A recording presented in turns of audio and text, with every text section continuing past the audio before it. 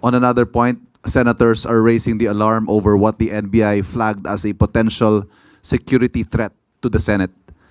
Ang sabi po ni Senator Soto, he described it as a clear and present danger and very serious, according to Intel reports, while Senator Lacson added that it has something to do with the growing frustration within the AFP.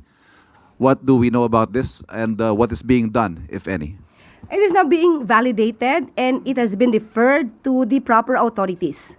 Sa mga nagtatangka, dahil nga may nauulinigan po na ganitong mga security threats, kayo man ay senador o ordinaryong tao na nagsasagawa nito, hindi po kayo makakaligtas sa kamay ng batas.